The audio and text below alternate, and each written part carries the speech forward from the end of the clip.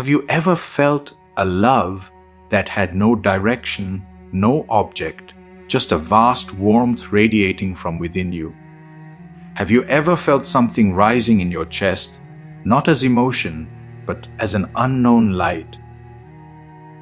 What if your first experience of the divine was not found in temples or scriptures, but right here, inside your heart?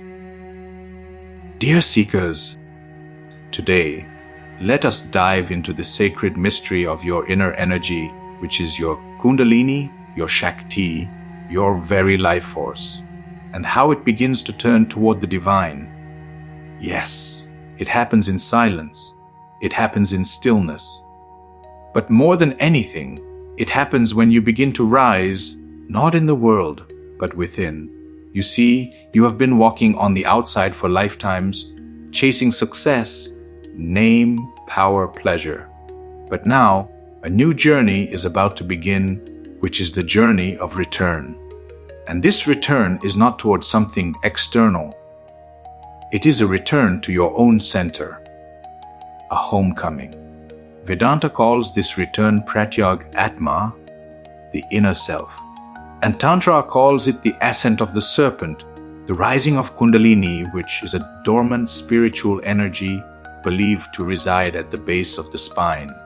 When awakened, it travels upward through the chakras, unfolding higher states of consciousness and ultimately leading to spiritual liberation. Now think about it. When your energies begin their sacred dance upward, from the gross to the subtle and from the body to the soul, the first milestone, the first real transformation happens when they reach your Anahat chakra, which is your heart center. It is here and only here that your first spiritual experience becomes possible.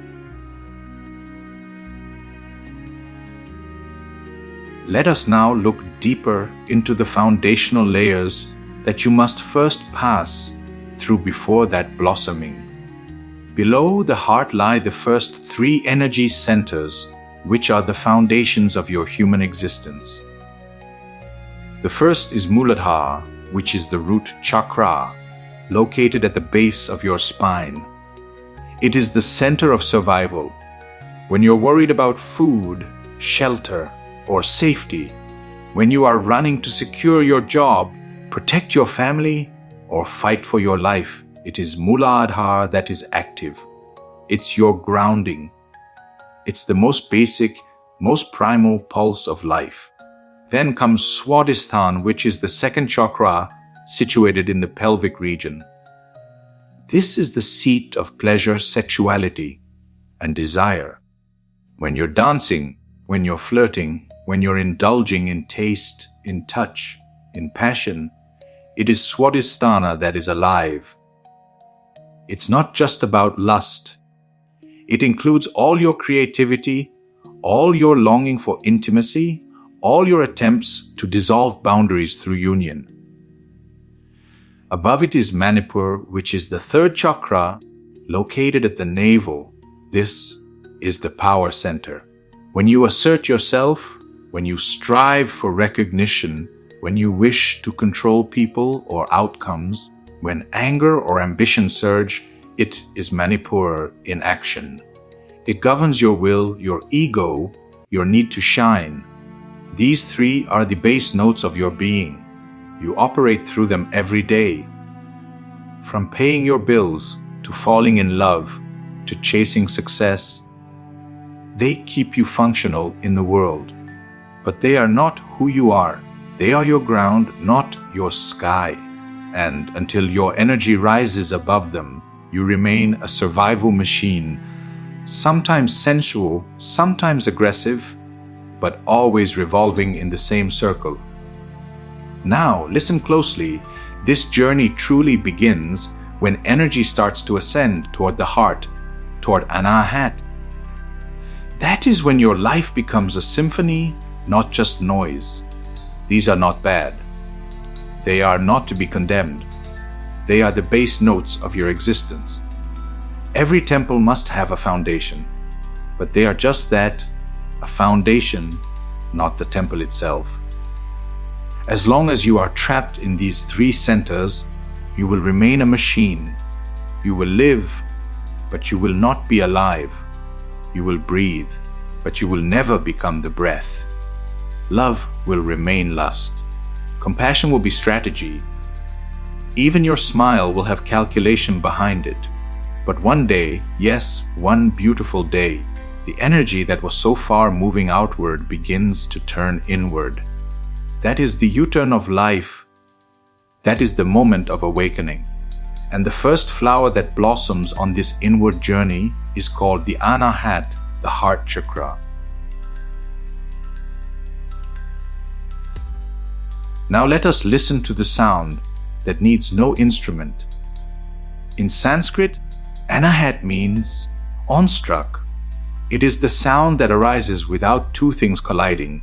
It points to a subtle, inner resonance, like the hum of existence itself, that is always present, but can only be heard in deep stillness.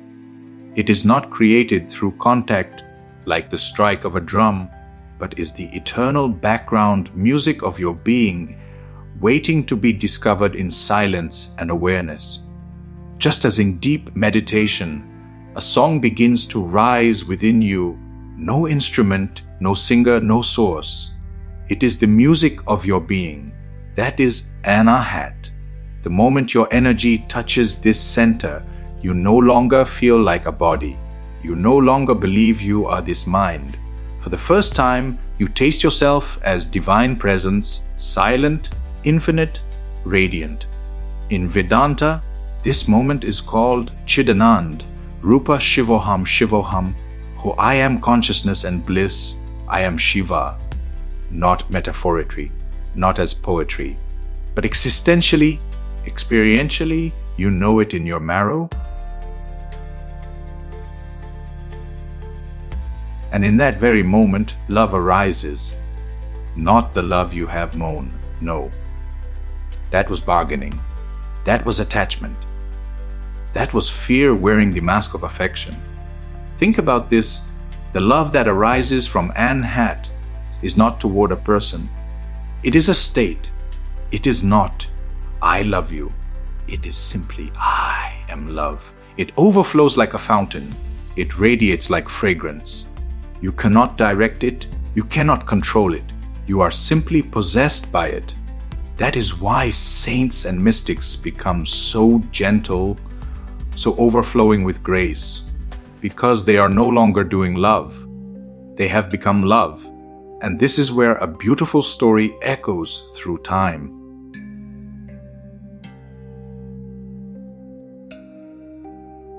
A seeker once asked the Buddha, Master, why do you love us so much? Why do you keep traveling from village to village, sharing your words, even though you have nothing to gain? A Buddha smiled. He said, I do not love you. I am simply love. Whether I am in the forest or in the town, whether I speak or stay silent, whether you are here or gone, I remain what I am. It is not a decision. It is my very breath now. That is the Anahat. He had long moved beyond Mūlādhāra, Swādhiṣṭhāna, and Maṇipūra. He had no ambition left, no sexual hunger, no identity to defend. His energy had flowered into the heart and beyond, and yet it was in the heart where he first became truly Buddha, the awakened one. Now let me tell you something many are afraid to hear. Most people never reach Anahat. They live and die circling the lower chakras. Why? Because it takes courage to leave the animal behind. Because to love without condition means you must die as the ego. And that is not easy. Imagine you are in an argument and someone insults you deeply. Every part of your being wants to react, to defend, to retaliate. But the moment you drop that urge and simply remain present, not out of suppression, but from a place of pure awareness, you have tasted ego death. That is love. That is rising. And that is what most people are terrified of, and that is the death of their self-image, the dissolution of their small identity. And the ego trembles. It resists. It pulls you back again and again. That is why meditation is not just a technique. It is a revolution. When you sit silently, you are actually doing something cosmic. You are shifting the direction of your energy. You are saying to existence, I am ready to rise. And as the energy rises further, more miraculous openings await. Dear seekers, the journey does not end at the heart.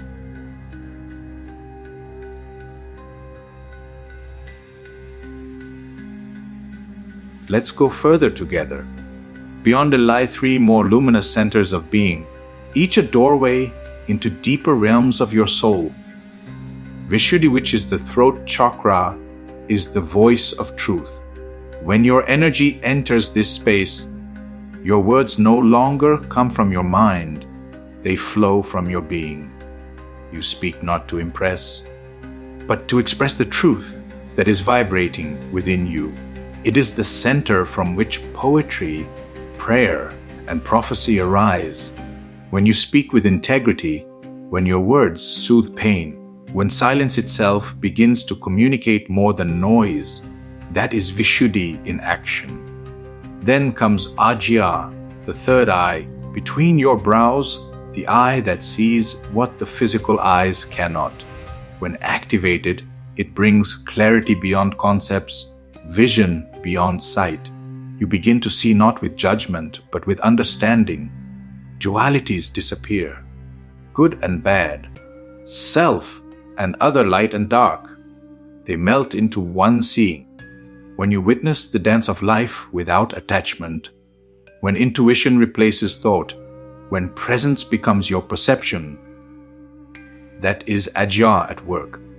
And at last, the Sahasrara, which is the crown chakra, the 1,000-petaled lotus, the final blooming.